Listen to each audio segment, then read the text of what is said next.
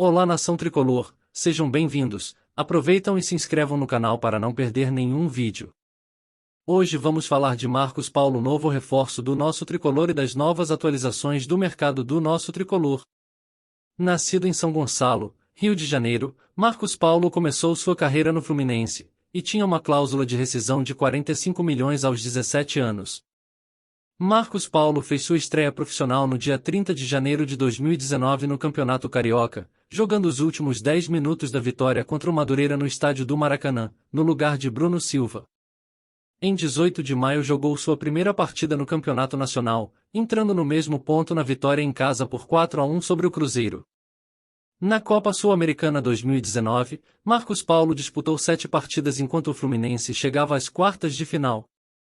Ele marcou seu primeiro gol no dia 30 de julho na última partida da Sul-Americana da fase de grupo por 3-1 em casa sobre o Peñarol do Uruguai.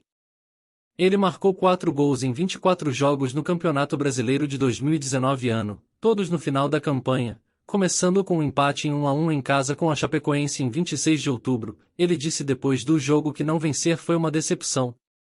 Em 1º de março de 2020, Marcos Paulo marcou 2 vezes na vitória em casa por 5-1 sobre o Madureira no primeiro jogo da temporada carioca.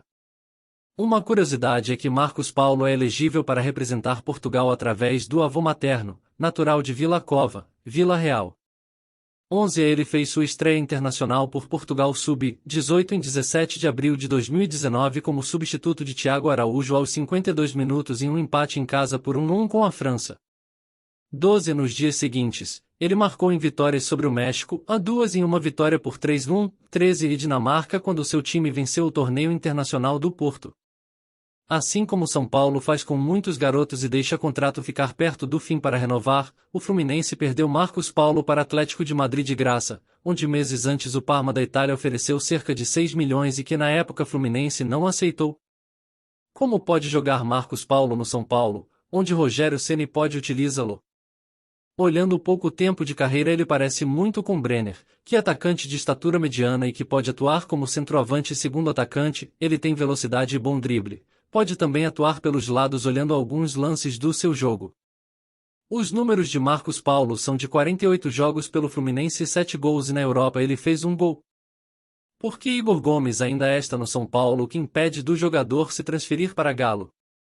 Segundo o São Paulo, ele está disposto a liberar Igor Gomes, desde que permaneça com uma porcentagem dos direitos econômicos. Vale relembrar que São chegou a fazer uma proposta pela renovação e jogador recusou.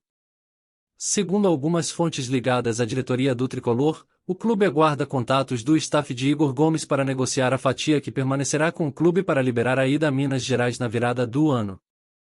Apesar do jogador não ser bem querido pelos torcedores, no São Paulo o jogador ele tem uma boa relação e por isso pode ter a saída antecipada sem grande desgaste.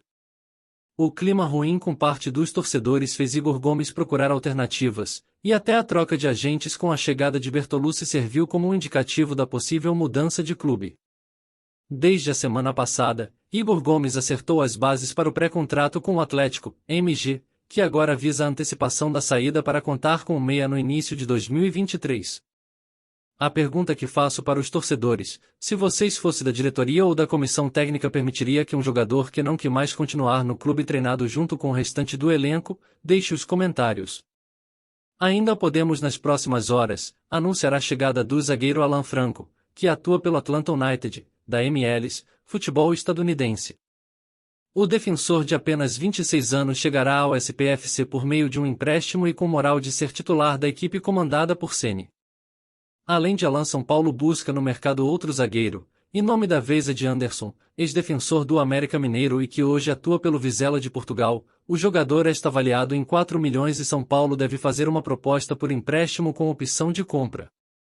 Em relação a Lucas Moura, cada vez ficamos mais otimistas que ele possa vir ainda em janeiro, já que algumas fontes informaram que Lucas passou o Natal conversando com diretoria com possível retorno. Claro que não foi falado quando pode ser esse retorno, mas como janela da Europa abre em janeiro, podemos ver Lucas no São Paulo ainda nesse primeiro semestre. A novela Patrick e chegada do atacante David continua. No caso de Patrick, São Paulo não aceitou os modos dos contratos do Atlético Mineiro, já que o clube gastou no atleta 3 milhões e quer ao menos recuperar esse valor. Já no caso do David, o imbróglio é também questão financeira, já que Inter desembolsou 11 milhões para adquirir os direitos do jogador comprado na época do Fortaleza. E Inter quer ao menos uma compensação financeira para emprestá-lo. Inter deve aguardar até dia 11 de janeiro, onde abre a janela europeia para tentar vendê-lo, e isso é um dos problemas que negociação São Paulo e Inter estão em andamento. Peço que se inscreva no canal para não perder nenhum vídeo do nosso tricolor. Valeu, até próximo vídeo.